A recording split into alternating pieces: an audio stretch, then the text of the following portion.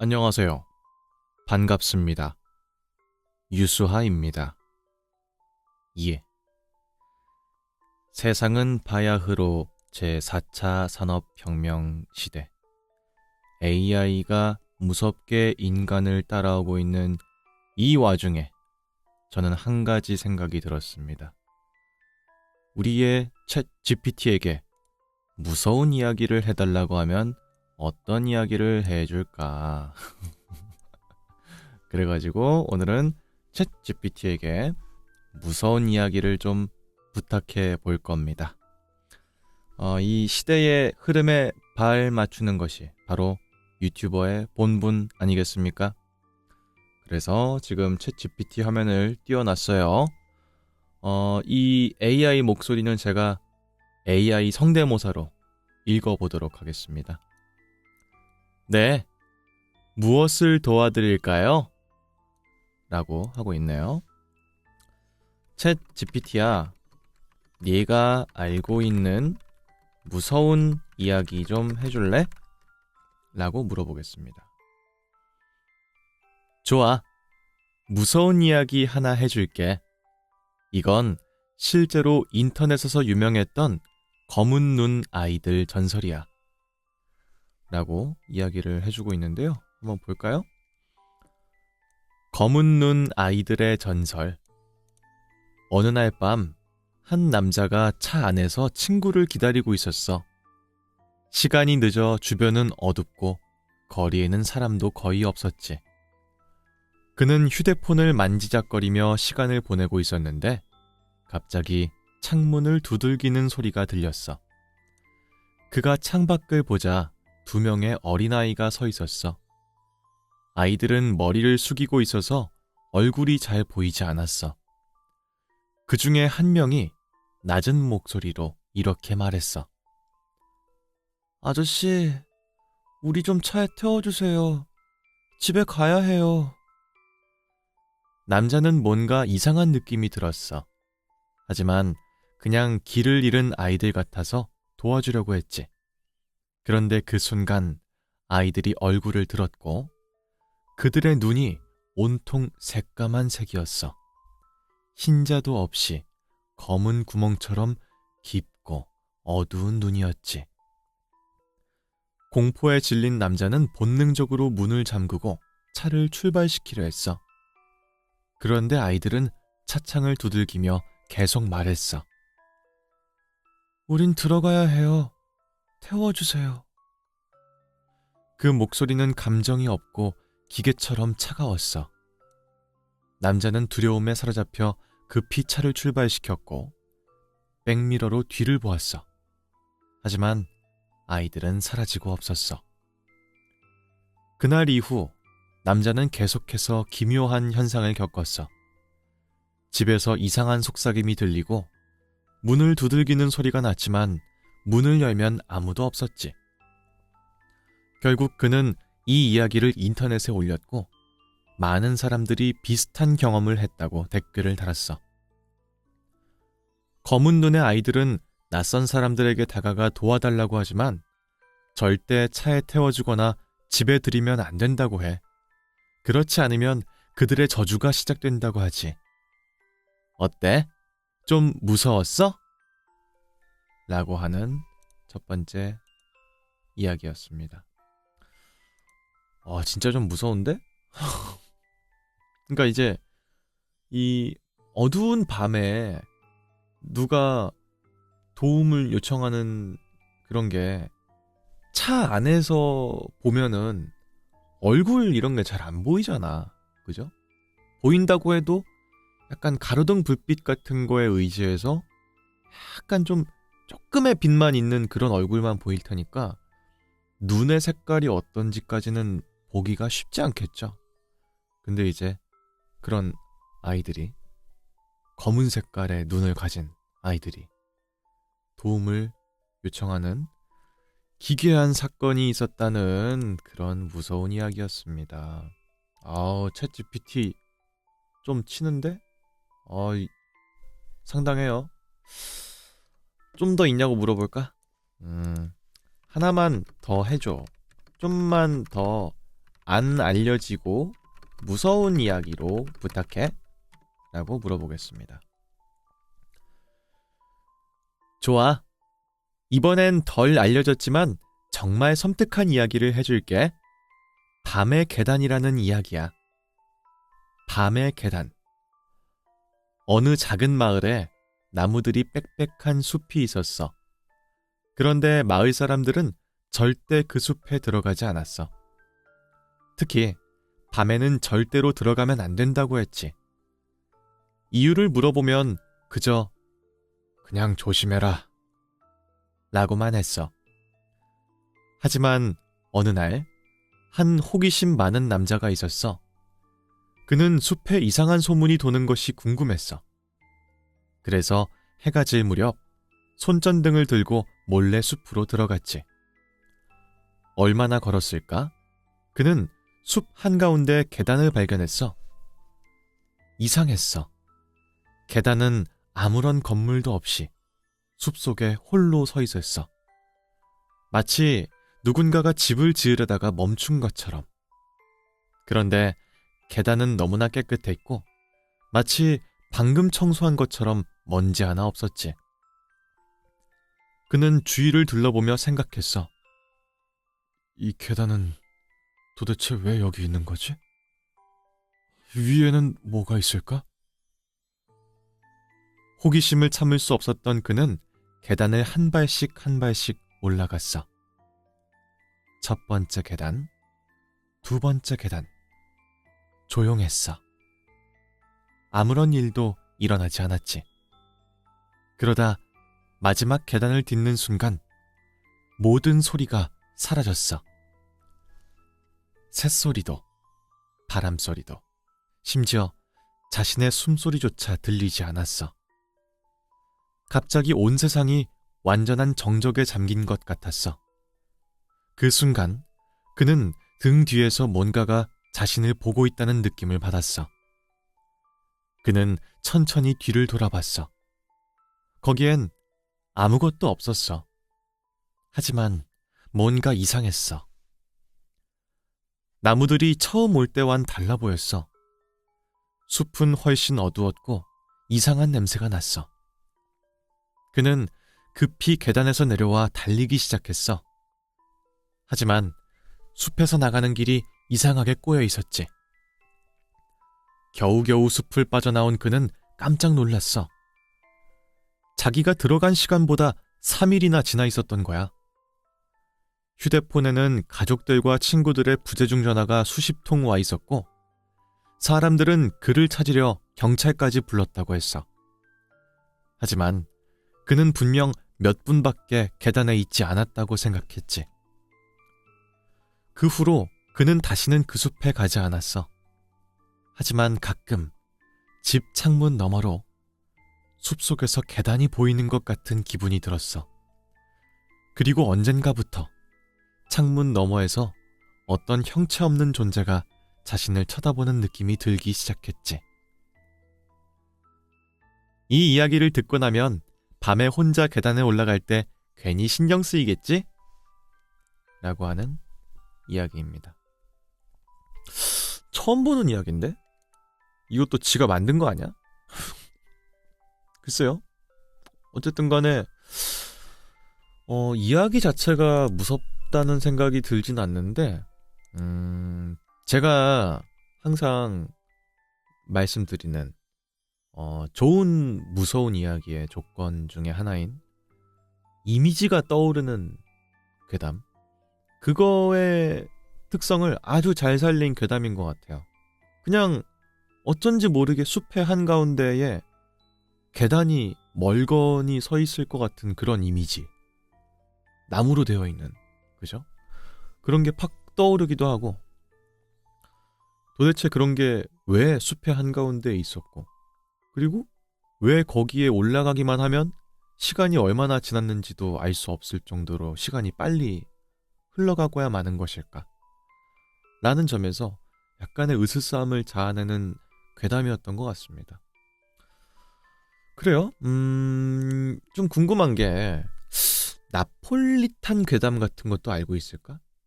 이 나폴리탄 괴담이라는 건 사실 원래는 이제 일본의 한 괴담의 이름에서 따온 한국식 괴담이거든요. 사실 어떻게 보면은. 그래서 개념을 알고 있을지도 좀 궁금한데 나폴리탄 괴담에 대해서 좀 물어보겠습니다. 나폴리탄 괴담에 대해서 아는 게 있니? 라고 물어볼게요.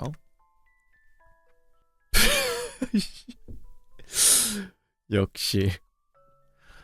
오, 나폴리탄 괴담에 관심이 있구나. 이탈리아 나폴리는 오랜 역사를 가진 도시라 무서운 전설과 괴담도 많아. 그 중에서도 유명한 붉은 수도사의 망령 이야기를 해줄게. 라고 합니다. 전혀 모르는구만, 전혀. 하지만 이 챗GPT가 나폴리 지방에 관련되어 있는 괴담이라고 하니까 또 안 읽어볼 수가 없겠죠. 한번 읽어볼게요.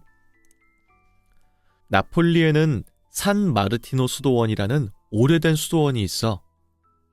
이곳은 14세기에 지어진 아름다운 건물이지만 한 가지 이상한 점이 있어. 밤이 되면 수도원 근처에서 붉은 수도복을 입은 수도사가 떠돌아다닌다는 소문이 있지. 많은 사람들이 밤늦게 수도원 근처를 지나가다가 수도사의 형체를 본 후 실종되거나 며칠 후 시체로 발견된다고 해. 전설에 따르면 이 수도사는 과거에 수도원 내의 금기를 어긴 죄로 산채로 벽 속에 갇혀서 죽었다고 해. 그는 죽기 전 마지막까지 내가 돌아와서 복수할 것이다 라고 저주를 남겼다고 해. 그 후로 밤이 되면 붉은 수도사가 나타나 행인을 따라오거나 수도원 벽에서 나타났다가 사라지는 모습이 목격되었어. 특히 그를 직접 본 사람들은 며칠 후에 기이한 사고를 당하거나 설명할 수 없는 병으로 죽는 경우가 많았대. 한 번은 용감한 탐험가가 이 괴담이 진짜인지를 확인하려고 수도원에 숨어들었어. 그는 한밤중에 수도원에서 이상한 소리가 들리는 걸 느꼈지. 그는 손전등을 켜서 앞을 비추자 붉은 수도사가 그를 빤히 쳐다보고 있었어. 놀란 탐험가는 급히 도망쳤고 다행히 살아남았어. 하지만 그는 이후로도 계속해서 수도사의 모습을 보는 환영에 시달렸고 몇 달 뒤 정체불명의 열병으로 죽었다고 해. 지금도 산 마르티노 수도원 근처를 지나면 붉은 수도사의 형체를 볼 수 있다고 해. 하지만 절대 그의 눈을 마주치면 안 돼. 그렇지 않으면 그는 당신을 저주할지도 몰라. 이제 나폴리 여행을 가면 수도원 근처에 가기가 좀 꺼려지겠지? 라고 합니다. 진짜 있는 거야? 지어낸 거 아니야? 검색해 볼게요. 그래? 있나? 있다. 있네. 붉은 수도사에 대한 이런 게 있네요, 진짜로. 얘가 확실히 지멋대로 지어내는 아무 이야기를 막 떠드는 건 아니구나. 있는 이야기긴 하네요. 그러면은 일본의 도시 전설들이 좀 뭐가 있을지 궁금한데, 최근에 만들어진 일본의 도시 전설 혹시 알고 있니? 라고 물어볼게요. 지금 머리 굴리고 있습니다. 갑자기 설명을 해주고 있어요. 지금 아까까지는 막 이모티콘 섞어가지고 막 장남 삼아서 막 이런 일반적인 말투로 말하다가 갑자기 다로 끝나는 설명체를 해주고 있는데, 도시전설 해체센터라고 하는 게임에 대한 이야기를 해주고 있네요. 그렇기 때문에 이런 최근에 만들어진 거에 대한 인식까지는 잘 못하는 것 같습니다. 그러면은 일본의 도시전설 알고 있는 거 말해줘 라고 물어볼게요. 일본에는 정말 많은 도시전설이 있어. 그 중에서도 유명하고 소름 끼치는 이야기 몇 개를 소개해줄게. 첫 번째, 구로카미의 여자. 여기서 구로카미는 검은 머리를 뜻합니다. 검은 색깔 머리. 이 전설은 한 남자가 기묘한 여자를 만나는 이야기야. 어느 날 밤, 한 남자가 늦게까지 일을 하고 집에 가는 길이었어. 전철역에서 내리자 저 멀리 긴 검은 머리를 늘어뜨린 여자가 서 있었지. 그녀는 머리카락으로 얼굴을 가리고 있었어. 그녀가 갑자기 가까이 다가오더니 작은 목소리로 속삭였어. 내 머리 예뻐? 남자는 당황했지만 어색하게 네, 예뻐요. 라고 답했어. 그러자 여자는 고개를 조금 들더니 다시 물었어. 이제는... 그 순간 그녀의 머리카락이 갈라지며 입이 귀까지 찢어진 얼굴이 드러났어. 그는 소리를 지르며 도망쳤지만 그 후부터 매일 밤마다 꿈속에서 그녀가 찾아왔다고 해. 라고 하는 이야기입니다. 약간 빨간 마스크랑 거의 유사한데? 그죠? 근데 빨간 마스크도 아마 일본발 이야기지 않나? 그러니까 뭐 그거랑 유사한 류의 이야기들은 뭐 있을 수 있겠죠. 하지만 검색 바로 들어갑니다. 구로카미의 여자. 구로카미의 여자를 치니까 미소녀들이 뜨는데요. 검은 흑발의 미소녀들이 막 뜨고 있는데요. 모르겠어요. 일단은 구로카미만 딱 검색했을 때 눈이 즐거워지는 아주 아름다운 미모의 여성분들 사진은 많이 나오네요. 챗 GPT야 어쨌든 고맙다. 이렇게 말씀드릴 수 있을 것 같습니다. 다음 이야기도 있어요. 두 번째, 기쿠코 인형. 이건 실화에 가까운 전설이야. 어느 가정에서 딸을 위해 예쁜 일본 인형을 샀어. 그런데 이상한 일이 벌어졌어. 처음에는 분명 짧은 단발머리였던 인형의 머리카락이 점점 길어지는 거야. 가족들은 무서워했지만 인형을 버리지 않고 보관했어. 딸이 커서 대학을 가고 집을 떠난 후에도 인형의 머리는 계속 자라났어. 게다가 밤이 되면 작은 속삭임이 들리고 인형의 눈이 움직이는 것처럼 보였지. 결국 가족들은 절에다가 인형을 맡겼어. 그런데 조사해본 승려가 충격적인 사실을 발견했어. 인형의 머리카락을 잘라서 DNA 검사를 했더니 그 머리카락은 인간의 것이었다고 해. 지금도 그 인형은 일본의 한 사찰에서 보관 중이고 실제로 볼 수도 있다고 해. 라고 하는데요. 진짜? 이게 그냥 이야기인 건 상관이 없는데 어떤 절에서 보관을 하고 있다고? 일본 인형 머리카락 치면 나오겠죠? 도시전설인 건 알겠는데 글쎄 잘은 모르겠네요. 일단 기쿠코 인형에 대한 괴담이 있긴 하네요. 이런 건 많아요. 이 어쩔 수가 없는 게 이 일본식 인형의 그 특유의 느낌이 약간 불쾌한 골짜기인 느낌이 있긴 해. 그러다 보니까 그 관련된 괴담은 워낙 많은 것 같은데 유명한 거긴 한가 봐요. 머리가 이제 길어지는 인형이다. 뭐 이런 게. 글쎄 현실적으로 봤을 때 인형에서 머리카락이 자라난다는 거는 가능성이 있어 보이진 않아요. 하지만 왜 그런 괴담이 생겼을지에 대한 추측은 할 수 있을 것 같아요. 워낙에 기쿠코 인형에 쓰이는 그 머리카락이 실제로 사람의 머리카락이었을 수도 있고 하다 보니 워낙 진짜 같았겠죠? 그러면 유달리도 좀 길어진 것 같다? 이런 생각이 드는 날도 있을 거고 하다 보니까 이게 괴담처럼 이야기가 부풀려지다 보면 이런 괴담이 될 수도 있지 않을까 하는 저의 추측. 마이 뇌피셜. 이거는 있다. 하지만 진짜일진 잘 모르겠다. 사찰에 보관 중이라든지 그런 거는 잘 모르겠다. 여튼 그래요. 다음 세 번째 이야기도 있습니다. 히메코의 전화. 이건 현대적인 도시 전설이야. 어느 날 한 여고생이 친구들과 장난삼아서 이상한 전화번호를 눌렀어. 090 땡땡땡땡 땡땡땡땡 같은 특정한 번호였지. 그런데 전화를 받자마자 반대편에서 들리는 건 히메코와 놀아줄래? 그녀는 깜짝 놀라 전화를 끊었지만 그 후부터 계속해서 모르는 번호로 전화가 왔어.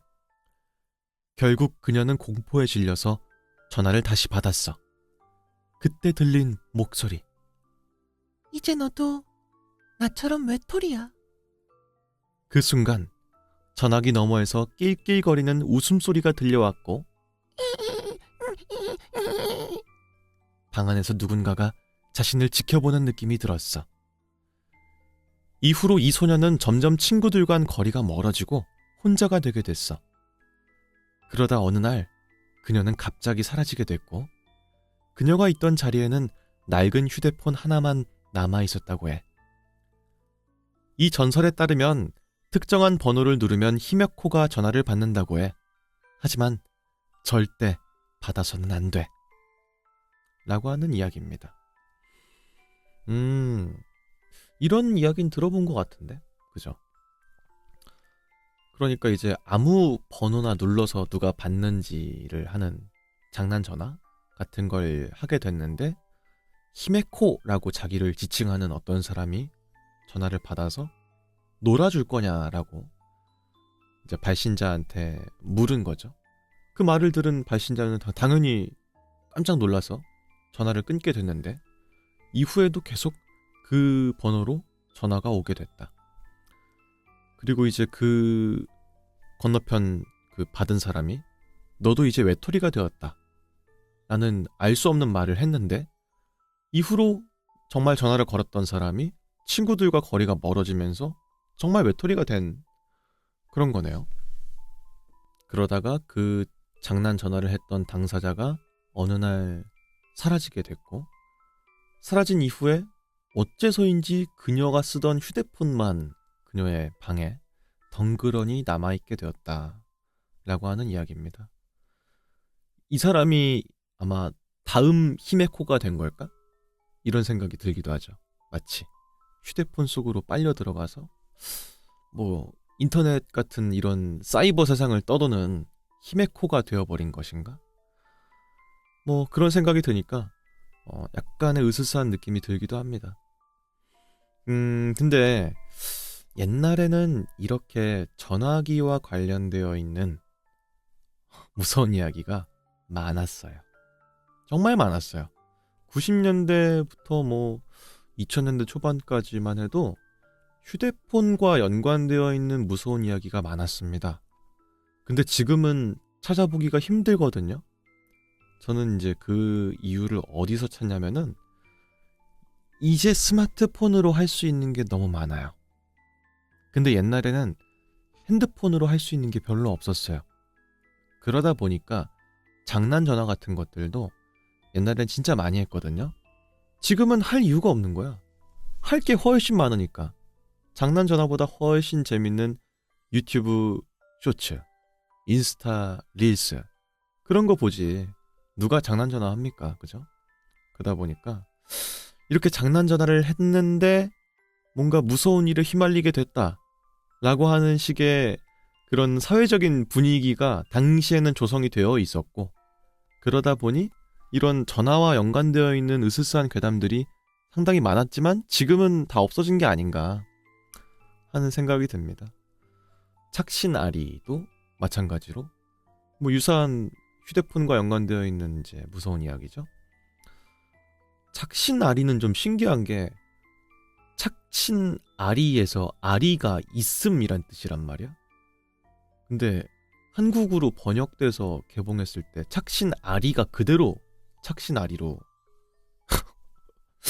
토시 하나 안 바꾸고 좀 번역이 된 게 좀 신기했어요. 전 개인적으로. 뭐 그것도 있고 우리나라에서 장난 전화를 모티브로 한 스릴러 영화도 있죠. 더 게임이라고 하는 영화도 있습니다. 이전에도 말씀드린 적이 있습니다만 장난 전화를 걸어서 상대방의 성별을 맞추는 그걸로 이제 자신의 목숨과 전 재산을 걸고 게임을 하게 되는 일본 만화 원작의 우리나라 영화도 있거든요. 근데 그런 이야기들이 지금은 다 없어진 게 할 게 너무 많아졌어. 옛날엔 할 게 없었고. 그래서 그런 것 같아요. 여튼간에 장난 전화는 하면 안 된다라고 하는 그런 교훈도 주는 괴담이 아닐 수가 없네요. 다른 것도 좀 물어보고 싶은데 그러면은 우리나라의 도시전설도 알고 있을까 하는 생각이 듭니다. 우리나라의 도시전설도 알고 있니? 그럼 우리나라에도 무섭고 유명한 도시전설들이 많아. 그 중에서도 몇 가지 소름 끼치는 이야기를 해줄게. 첫 번째, 빨간 마스크. 빨간 마스크 일본 거 아니에요? 과연 이거를 글쎄. 어쨌든 이건 일본의 도시전설인 구치사케 온나 괄호 열고 입 찢어진 여자 괄호 닫고 와 비슷하지만 한국 버전이 따로 있어. 어느 날 밤 한 여고생이 학교에서 늦게까지 공부하고 집에 가고 있었어. 그런데 골목길에서 빨간 마스크를 쓴 여자가 서 있었지. 그 여자는 천천히 다가오며 물었어. 나 예뻐? 학생은 너무 놀라서 대답하지 못했지만 여자는 다시 물었어.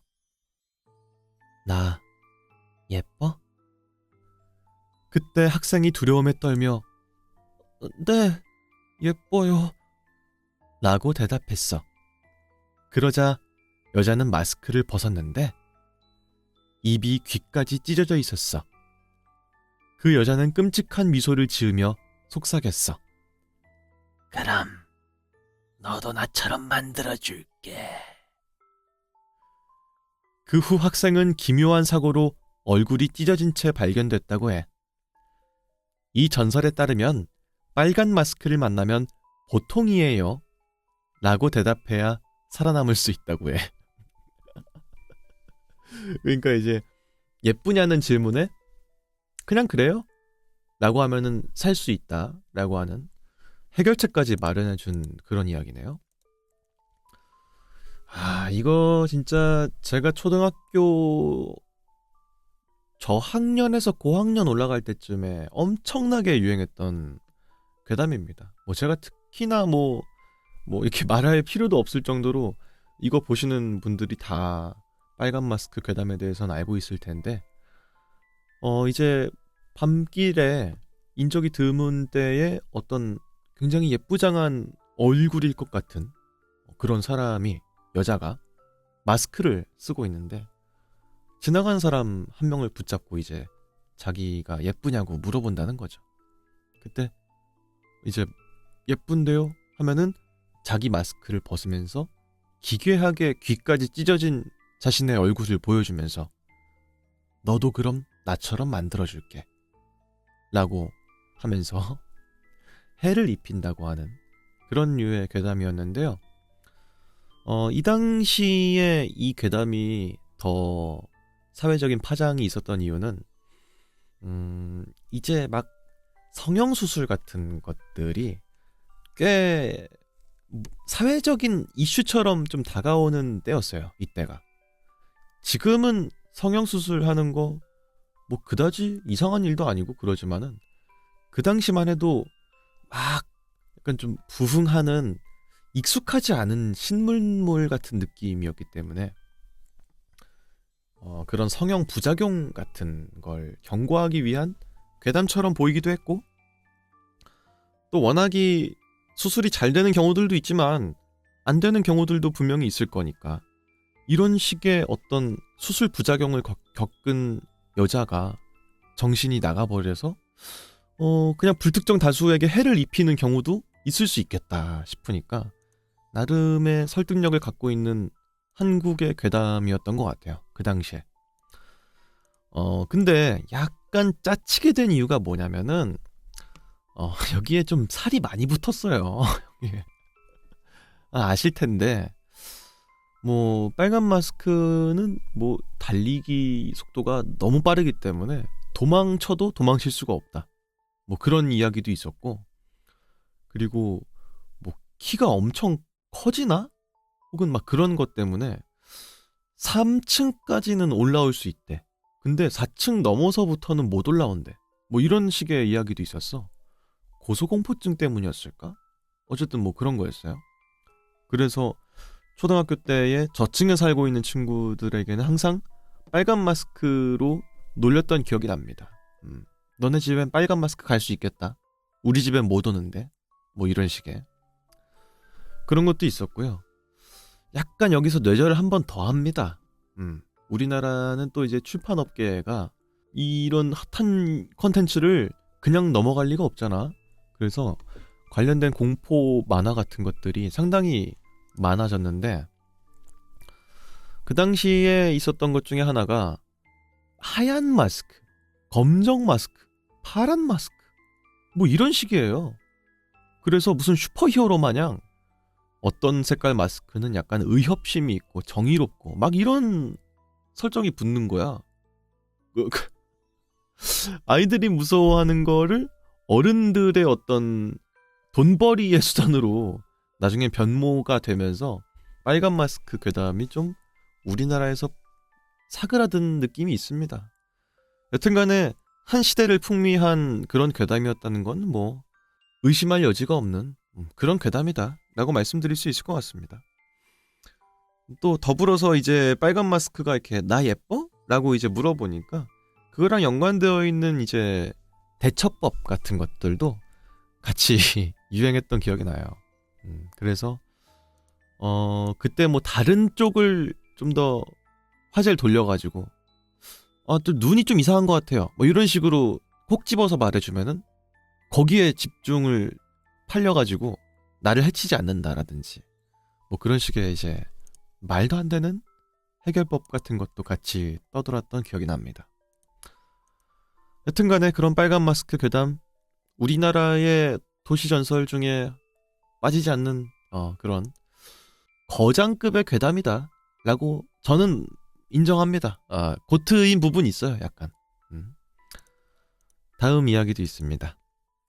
두 번째, 엘리베이터 괴담, 4층의 저주. 우리나라에서는 숫자 4가 한자로 죽을 사자와 발음이 같아서 불길한 숫자로 여겨지지. 이 도시전설은 4층과 관련된 기이한 이야기야. 어느 아파트에서 한 남자가 야근을 마치고 새벽 3시에 귀가했어. 엘리베이터를 탔는데 그날따라 4층 버튼이 저절로 눌려졌어. 남자는 이상했지만 그냥 무시하고 있었어. 그런데 엘리베이터가 4층에 멈추자 문이 천천히 열리더니 어두운 복도에서 머리가 긴 여자가 엉금엉금 기어오고 있었어. 그녀는 천천히 고개를 들더니 남자를 똑바로 바라보며 같이 가자 라고 중얼거렸어. 남자는 재빨리 문 닫기 버튼을 눌렀지만 엘리베이터가 움직이지 않았어. 그러다 여자의 손이 문 사이로 쑥 들어왔어.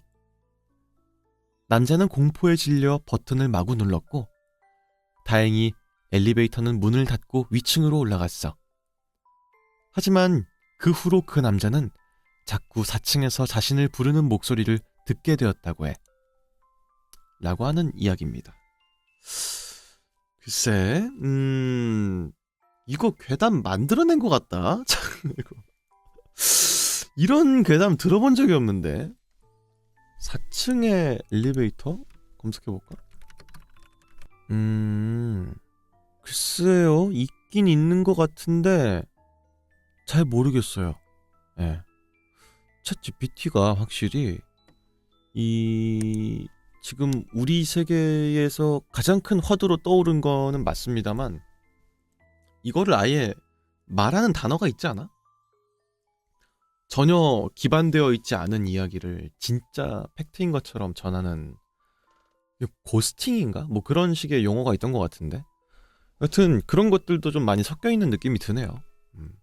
그렇기 때문에 잘 모르겠다.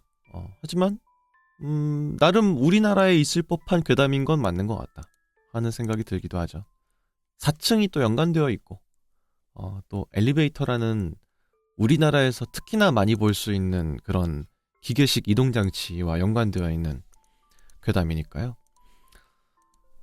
이전에도 말씀드린 적이 있는 것 같은데 이 각 나라마다 무서운 일이 벌어지는 그런 장소가 꽤나 그 나라의 특색을 많이 갖추고 있다는 점은 저한텐 개인적으로 좀 흥미로운 부분이에요. 우리나라는 주거 형태가 아파트가 많다 보니까 아파트에는 또 빠짐없이 엘리베이터가 있지 않습니까?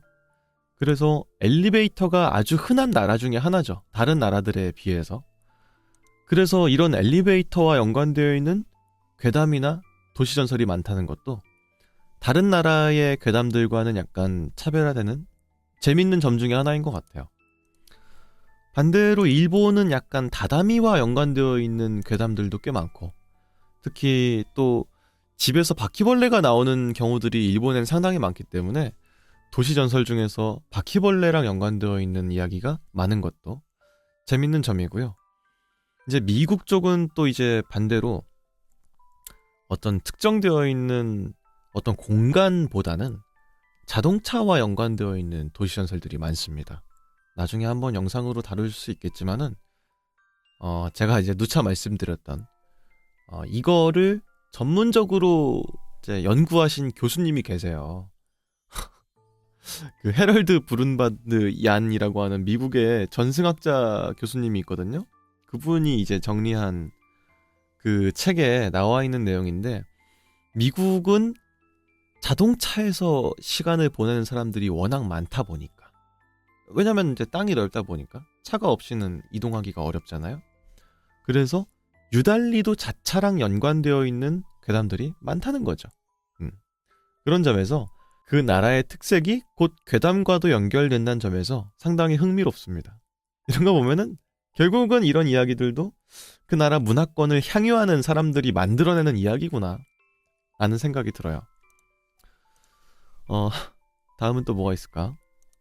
세 번째, 곰탕집 할아버지의 유령. 이거 왜 얘가 지어낸 거일 것 같냐? 어쨌든 AI가 만들어낸 괴담도 뭐 상당히 값어치가 있죠. 이거 볼게요. 이건 서울 종로에 실제로 존재했던 가게에서 시작된 전설이야. 종로에 한 오래된 곰탕집이 있었어. 이 가게에서는 매일 밤 새벽 2시가 되면 허름한 옷을 입은 할아버지가 들어와 곰탕 한 그릇을 시켰다고 해. 주인은 이상했지만 매일 오는 단골이니 그냥 둬야겠다고 생각했어.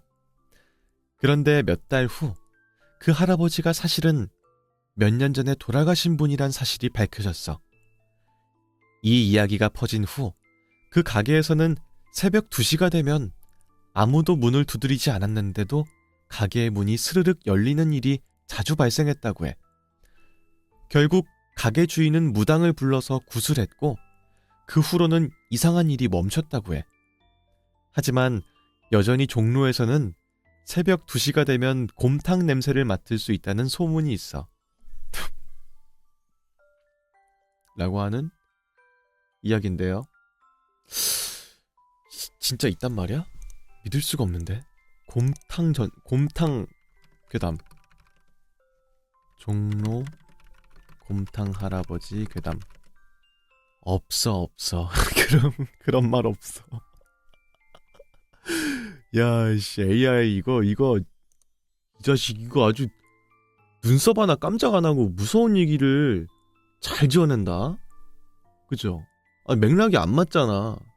왜냐면은 이 결론이 새벽 2시가 되면 곰탕 냄새를 맡을 수 있다는 소문이 있다는 이 결론이 뭔가 이상하잖아. 24시간 곰탕집이 있다라는 것도 그냥 뭐 있을 수 있는 이야기 같아. 그러니까 새벽 2시에도 곰탕을 시킬 수 있었으니까 할아버지가 맨날 같이 손님으로 왔던 건데 마지막에는 그걸 통째로 부정하는 문장이 뜬금없이 삽입이 되니까 약간 지어낸 것 같다는 생각이 드네요. 글쎄, 근데 뭐가 됐든 간에 상당히 우리나라의 대표되는 문화권에 대한 높은 이해도가 있기 때문에 이런 이야기를 지어낼 수 있었던 것 같다는 생각이 들어요. 실제로 종로에 곰탕집이 많이 있고 할아버지들도 종로에서 유달리 또 많이 활동을 하시죠. 거기에 이제 인사동도 있고 이제 거기 탑골공원도 있고 하다 보니까 연세 드신 분들이 그쪽에 많이 이제 놀러 가시잖아. 그러다 보니까 설득력이 있어. 그죠? 아예 뜬구름 잡는 이야기는 아니에요. 하여튼간에 뭐 그렇습니다. 얘 자꾸 물어보면은 자꾸 지어낼 것 같아. 확실하게 유명한 괴담을 알려달라고 하는 게 나을 것 같아요. 그죠? 한번 물어보겠습니다. 일본에서 있었던 미제 사건, 미스터리한 걸로 알려줘 라고 하면 좀 알려줄까요? 일본에는 풀리지 않은 미제 사건과 미스터리한 사건이 많아. 그 중에서도 특히 수수께끼가 많은 사건 몇 가지를 소개해 줄게. 첫 번째, 3억엔 사건. 1968년 12월 10일 도쿄에서 발생한 일본 역사상 가장 유명한 미제 사건이야. 그날 일본 고쿠사이 쇼킨 은행은 현금 수송차가 3억엔을 싣고 가고 있었어.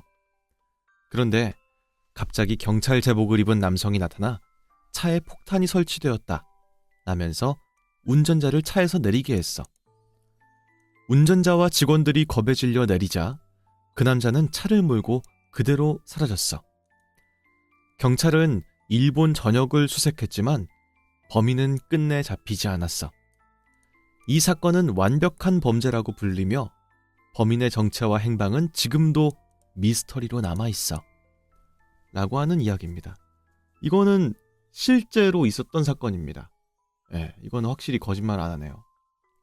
조금 자세하게 알아볼까요? 3억엔 사건에 대해서. 자, 지금 여러분들이 보고 계시는 이 화면은 3억엔 사건에 대한 나무위키의 문서입니다. 일본의 쇼와 43년, 그러니까 1968년 12월 10일 오전 9시 30분경에 벌어진 사건입니다. 일본 도쿄도 후추시에서 일어난 미제 사건이고요. 자, 이게 아마 추정인물로 보이는 사람의 몽타주인 것 같습니다. 1968년 일본에서 일어난 희대의 현금 절도 사건입니다. 2025년까지 현재도 범인이 잡히지 않았습니다. 일본 범죄 사건 역사상 가장 유명한 사건 중에 하나로 전후 최대의 미제 사건이라고 불리기도 합니다. 라는 건데요. 내용은 다음과 같습니다. 1968년 12월 6일 일본의 신탁은행이었던 고쿠분지 지점장 앞으로 협박장 한 통이 배달되었습니다. 내일 오후 5시까지 현금 300만엔을 지정된 장소에 여성 직원이 가져오지 않으면 지점장의 집을 폭파하겠다 라는 내용이었습니다. 은행은 경찰에 신고를 했고요. 이튿날 7일 오후 5시에 경관 50명을 주변에 잠복시키고 직원으로 위장한 여경을 약속 장소에 내보냈지만 범인은 나타나지 않았습니다. 이때까지만 해도 경찰은 이 상황을 그저 장난 전화나 해프닝으로 여겼습니다. 그런데 동년 동월 10일 화요일 오전 9시 30분 일본 신탁은행 고쿠분지 지점은 도쿄 시바우라 전기 후추 공장에 연말 보너스 지급용 현금 약 3억엔을 넣은 케이스 3개를 현금 수송차에 싣고 출발했습니다. 그런데 당시의 현금 수송차는 그저 현금을 잔뜩 실은 평범한 세단일 뿐, 그러니까 일반 승용차일 뿐, 오늘날과는 다르게 특수한 전용 차량도 혹은 안전을 위해 개조한 차량도 아니었습니다. 그러니까 정리를 좀 해보면은 1968년 12월 6일 일본의 한 은행에 지점장 앞으로 협박 편지가 도착하게 된 겁니다. 그 내용은 300만엔을 이 현금을 특정한 장소로 여자 직원을 시켜서 가져와라 라고 하는 식의 협박장이었는데 당연히 그걸 보고 야 이거 해야 되는 거 아니야? 이러면서 했을 리가 없죠. 경찰에 신고를 했겠죠. 근데 실제로 그렇게 해서도 아무런 일이 벌어지지 않았어. 그렇기 때문에 그냥 장난으로 누가 이렇게 못된 장난을 했나 보다 라는 식의 해프닝으로 이제 끝나게 됐는데, 그 같은 달 10일, 4일이 지난 날에 어떤 특정한 회사에 직원들의 보너스를 주기 위해서 3억엔을 이제 차에다가 실어가지고 이제 그 공장 쪽으로 가게 된 겁니다. 근데 그 차가 지금 우리가 알고 있는 현금 수송 차량의 그런 게 아니고 일반 승용차였다는 거죠. 그 현금 차가 후추 형무소 뒤에 도착했을 무렵 한 경찰이 경찰의 모터사이클을 타고 현금 수송차 곁에 나타나게 되었습니다. 현금 수송차 기사가 무슨 일 있습니까?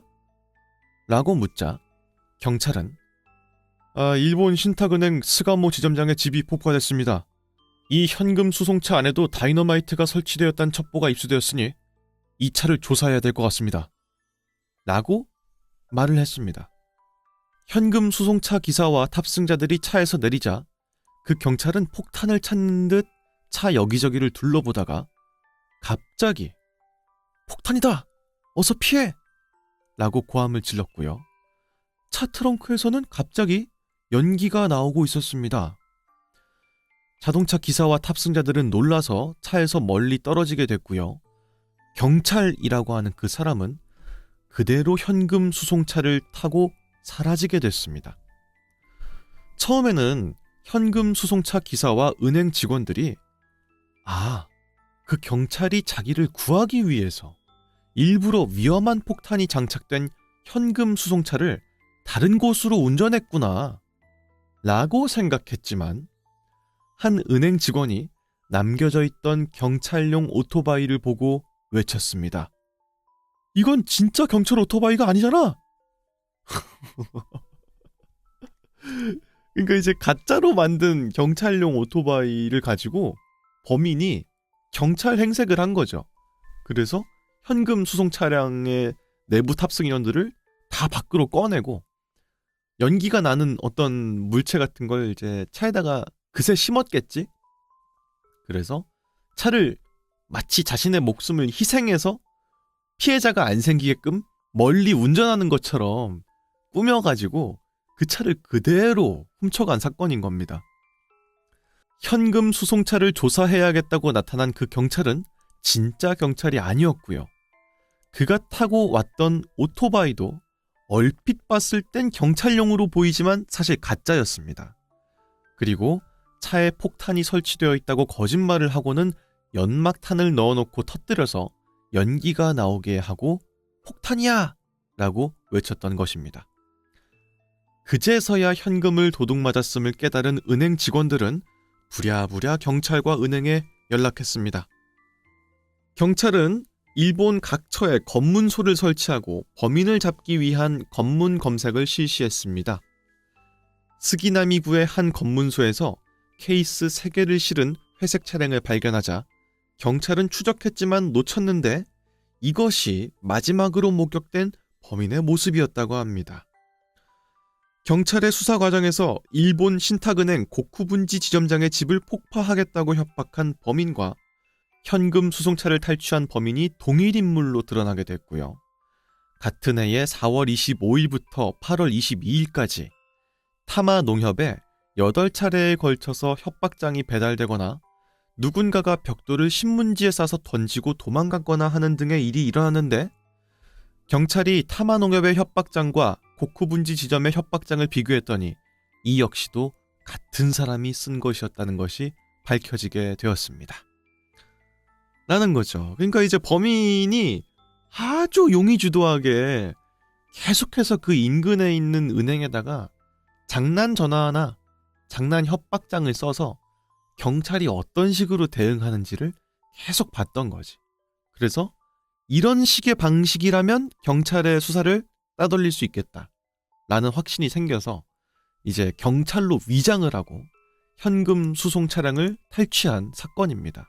그리고 지금까지도 해결되지 않은 일본의 미스터리 사건 중에 하나로 남아있고요. 뭐가 됐든 간에 상당히 낭만이 있는 방법이다. 범인을 두둔하는 게 절대 아닙니다. 네. 범죄가 옳은 거라고 하는 것도 아니고. 하지만 이 당시의 사건들은 굉장히 참신했다. 이거랑 유사한 미국의 이제 미제 사건 중에 하나가 이제 비행기 탈취 사건이 있거든요. 그것도 이전에 제가 소개해드린 적이 있었고 워낙 유명한 사건이니까 간략하게만 말씀드리면은 비행기를 통째로 납치했어. 자기한테 다이너마이트가 있으니까 이 비행기를 내려라 라고 해서 인근 공항에다가 일단 비행기를 착륙시켰어요. 그리고 정말 필수 인원들 있잖아. 뭐 기장이나 승무원 몇 명 이렇게만 비행기에 남겨두고 승객들은 다 내리게 했어. 그리고 이제 조건이 있었는데 현금을 가져와라. 그리고 낙하산도 가져와라. 라고 한 겁니다. 그 상태로 다시 비행기를 띄워가지고 이제 남미 쪽으로 도망을 갔는데 어쨌든 간에 남미에 가서 이제 수사망을 피하려는 거구나 라는 식의 생각이 드니까 경찰이 상당히 집중을 하고 있었는데 그 범인이라고 한 사람이 도중에 뛰어내린 거야. 현금이랑 낙하산 이거 두 개 딱 들고 뛰어내린 거야, 중간에. 그럼 이제 수사의 방향성이 상당히 모호해지잖아요. 그죠? 하지만서도 이렇게 비행기의 뒷문을 열고 뛰어내린 건데 뒷문이 뛰어내린 시점을 역으로 추적할 수가 있으니까 대충 이쯤에 떨어졌겠다라고 생각해서 경찰이 그 인근을 다 검문소를 만들어서 추적을 했는데 그래도 실패했어. 그 방법도 상당히 좋은 사건은 아니지만 낭만이 있다. 자기가 모든 리스크를 감당하면서 벌인 사건이니까 상당한 낭만이 있는데 이 사건도 마찬가지였네요. 글쎄 뭐든 간에 그런 식의 범행들이 선례가 남겨지게 되면 다음에는 동일한 방법의 범행이 저질러지지 않게끔 다른 대책을 마련하기도 하니까 결국은 지금의 은행에서 현금을 운송하는 방식이라든지 혹은 공항에서 짐 중에 어떤 게 들어있는지를 탐색하는 과정 같은 게 결국은 다 이런 사건들 때문에 생긴 거 아니겠습니까? 그렇죠? 그러다 보니까 있으면 안 되는 안타까운 사건이지만 동시에 보기에도 상당히 매력적인 미스터리 사건이다라는 것도 부정할 수 없는 사건인 것 같아요. 여튼 그런 이야기였는데 AI 이 친구가 상당히 좀 친다. 사람의 흥미거리를 좀 잘 친다. 이런 생각이 듭니다. 다음으로 궁금한 거는 광고와 연관되어 있는 으스스한 괴담들이 꽤 많잖아요. 의도한 건 아니지만 약간의 으스스한 느낌을 줘서 사람들이 그거 찍은 사람 죽었대 뭐 이런 식의 이야기들이 상당히 많은데 그런 것도 좀 알고 있는지 좀 물어보고 싶네요. 한번 물어보겠습니다. 혹시 광고와 연관된 으스스한 이야기 알고 있니? 라고 물어볼게요. 오! 광고와 관련된 으스스한 이야기라면 꽤 유명한 도시전설이 있어. 그 중에서도 정말 소름 돋는 일본 맥도날드 광고 괴담과 사라진 TV 광고 이야기를 해줄게. 첫 번째, 일본 맥도날드 광고 괴담. 일본에선 한때 맥도날드 광고에 관련된 기괴한 소문이 퍼졌어. 어느 날 일본에서 로날드 맥도날드의 광고가 TV에 방영됐는데 뭔가 이상했어. 이 로날드 맥도날드라는 거는 맥도날드의 그 광대 분장을 한 마스코트 캐릭터 있죠? 그 캐릭터의 이름이에요. 로날드 맥도날드가. 이제 뭐가 이상했냐? 첫 번째, 광고 속의 로날드가 기괴하게 웃고 있었고 눈을 깜빡이지 않았어. 두 번째, 배경에는 낮은 속삭임 같은 소리가 깔려 있었어. 그리고 세 번째, 광고가 끝날 때쯤 로널드가 화면을 뚫고 나올 듯이 점점 가까워졌어. 이 광고를 본 몇몇 시청자들은 밤에 악몽을 꾸거나 환청을 들었다고 해. 심지어 어떤 아이는 광고를 본 후 며칠 동안 이유 없이 울면서 로날드가 날 쳐다보고 있어 라고 말했다고 해. 이 광고는 방송국에서 곧 삭제가 되었고 다시는 방영되지 않았어. 하지만 인터넷에는 이 광고를 본 사람들 중 몇몇이 실종되었다는 소문까지 퍼지게 됐어. 지금도 이 광고의 원본을 찾으려는 사람들이 있지만 공식 기록에는 존재하지 않는 광고라고 해. 라고 합니다. 이거는 로스트 미디어의 한 일종으로 볼 수 있겠는데요. 그러니까 지금은 유실돼서 발견하지 못한 자료지만 여타 사람들의 증언 같은 것들을 토대로 있었던 것으로 추측되는 그런 것들을 이제 로스트 미디어라고 하는데요. 일본 로날드 맥도날드라고 치면 나올까요? 이거예요, 이거. 이게 어쩔 수가 없는 게 기본적으로 광대에 대한 약간의 무서움을 가지고 있는 사람들이 워낙 많고, 그죠? 이건 아예 제가 공포증으로 다룬 적이 있기 때문에 뭐 그다지 이상한 일은 아닙니다. 그러니까 광대의 어떤 신체적인 특징 자체가 아이들로 하여금은 상당히 무서움을 느낀다는 거예요. 왜냐면 광대가 보통 흰 색깔로 치장을 잔뜩 하고 있는 그런 얼굴이고 배는 볼록하게 나와 있고 신발도 엄청 큰 걸 신었잖아요.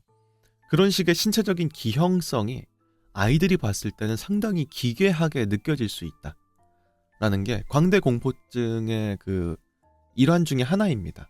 실제로 그렇고요. 두 번째로는 이제 미디어들에서 광대 캐릭터가 소모되는 방식이 언제나 대다수 부정적으로 쓰여왔죠. 이제 왜냐면은 광대는 사람을 웃기게 만들고 스스로를 망가뜨리면서 약간의 뭐랄까 페이소스를 유발하는 그런 이제 직업군이지 않습니까? 광대라는 것 자체가.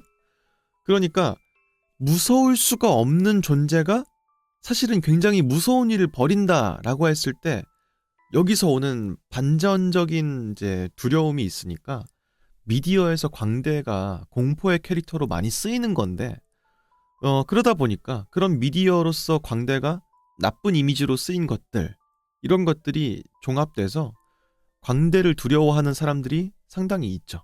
특히나 어린아이들은 더더욱이 그런 경향이 있고요. 우리나라도 옛날에는 이 로널드 맥도날드가 TV에 나오는 광고가 많았습니다. 근데 어느샌가부터 로널드 맥도날드가 더 이상 광고나 마스코트로서 쓰이는 일은 거의 없어진 것 같아요. 아마도 미국에서는 광대와 연관되어 있는 안 좋은 실제로 살인사건 같은 것들도 벌어지기도 했고 아이들도 무서워하고 하니까 어느샌가 자취를 감춰버린 게 아닌가 하는 생각이 일단 듭니다. 근데 일단은 란란루라고 하는 일본의 맥도날드의 이 캐릭터가 하는 감탄사가 있는데 그게 약간 좀 컬트적인 인기를 끌었던 적이 있어요. 옛날에 일본의 니코니코 동화 같은 곳들에서는 이게 합성 필수 요소로 쓰였던 게 있습니다. 우리나라로 치면은 야인 시대의 심영 씨랑 유사한 이걸 가지고 계속 이제 뭔가 패러디물을 만들어내는 그런 걸로 쓰였던 게 있습니다. 잠깐 볼게요. なるとは嬉しくなるとついやっちゃうんだ。みんなも一緒にやってみようよ。いくよ。ランランルー。 이거예요, 이거. 이제 란루라고 하는 이 기괴한 이 광고가 묘하게 이상한 느낌이 있잖아.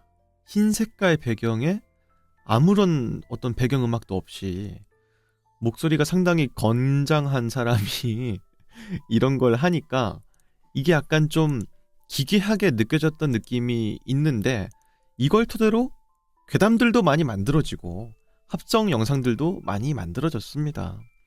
간략하게 좀 알아볼게요. 란란루에 대한 나무위키 문서입니다. 맥도날드의 마스코트 로날드 맥도날드의 일본 한정 시그니처 감탄사입니다. 2004년부터 2007년까지 방영되었던 도날드 씨의 이야기 광고 시리즈에 등장했습니다. 원래 도날드 맥도날드의 배우는 1급 비밀이었습니다만 훗날 시시도 마사루 씨로 밝혀지게 되었습니다. 해당 광고 시리즈는 유아 프로그램과 같은 진행과 대사에서 알 수 있듯이 어린이를 대상으로 만든 광고들입니다. 라는 건데 여기서부터 이제 괴담 같은 것들도 많이 생겼고요. 이제 그거에 대해서 약간 적어놓은 블로그가 있어서 그걸 좀 봐야 될 것 같은데요. 아까 봤던 그 영상 있잖아요. 그게 이제 로널드 맥도날드가 아이들의 어떤 질문에 대해서 답해주는 그런 영상인 건데요. 제가 아까 봤던 그 영상의 부분, 그게 이제 일본어로 했을 때 도널드 씨는 기쁠 때 해버린단다. 란란루를 모두 함께 해보자. 간다. 란란루라고 하는 그 부분인데 해버린단다 이 부분이 일본어로 하면 야짠다가 됩니다. 근데 이제 한자로 썼을 때 읽는 방식이 죽인다라는 뜻으로도 읽힐 수가 있다는 겁니다. 그래서 도널드 씨는 기쁠 때 죽여버린단다. 모두들 함께 해치우자. 자, 란란루 뭐 이런 식으로 해석이 될 수도 있다는 겁니다. 이걸 기반으로 약간 기괴한 영상들도 많이 생기게 됐고요. 그리고 우리나라에서는 자살 충동을 일으키기도 한다라는 식의 영상이 이제 약간 좀 기괴해서 이거 영상을 보진 않을게요. 하여튼간에 그런 도시 전설들도 있게 됩니다. 어쨌든 영상 분위기 자체가 무섭다 보니까 이거와 연관되어 있는 로스트 미디어 괴담이 있는 것도 그렇게 이해가 되지 않지는 않습니다. 근데 글쎄 잘 모르겠네요. 뭐 무섭기도 하죠. 근데 이제 워낙에 그거는 소스 자체가 무서워서 두려움을 유발하는 느낌도 있긴 해요. 하여튼간에 뭐 그렇습니다. 좀 챗GPT한테 여러 가지 좀 물어봤는데 무서운 이야기를 진짜로 알려주기도 하지만 약간 지가 지어낸 거를 좀 말해주는 것 같은 그런 느낌도 좀 있어서 완벽하게 좀 믿긴 어려울 것 같아요. 아직까지는 휴먼 터치가 들어가 있는 괴담들이 훨씬 더 무섭고 재미있는 것 같다. 이런 생각이 또 듭니다.